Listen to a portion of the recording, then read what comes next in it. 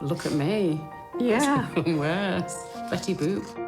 But you know what? It's 20 years old, Nikita. It's allowed to be this colour. This was probably the biggest surprise.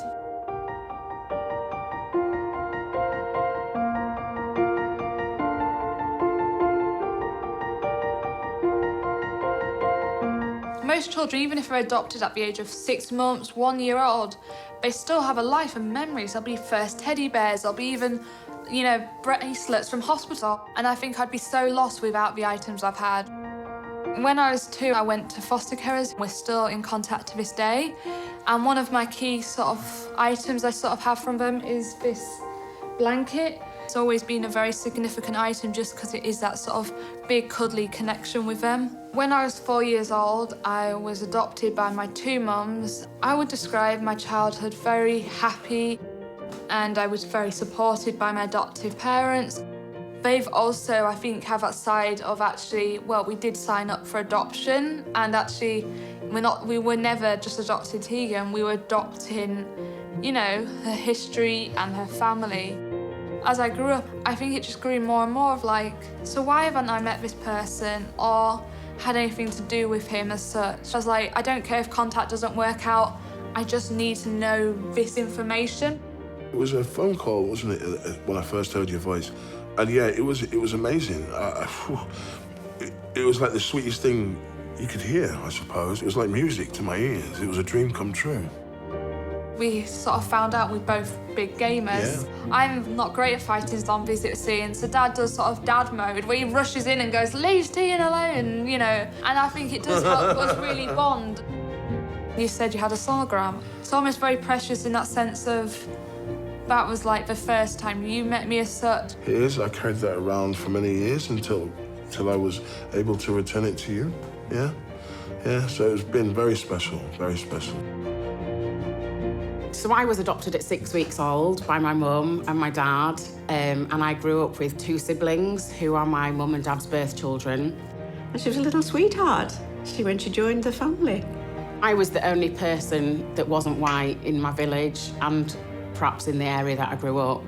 I think when I was growing up, it wasn't an issue. The biggest struggle that we had at that time was my hair. And like you can see in the photo, Mum, you've, I think, done your best as you could. I didn't know what to do. I could have done with some advice at that stage. I could have done with somebody to talk to.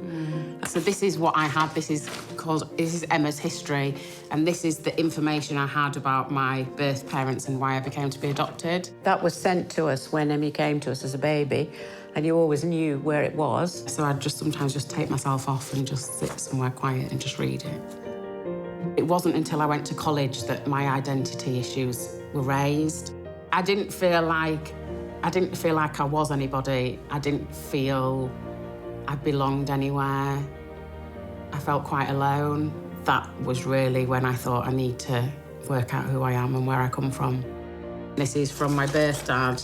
I decided to meet my birth dad first because he was black and that's the thing that was missing. This was me learning about my Jamaican and Bajan heritage and my culture and meeting extended family.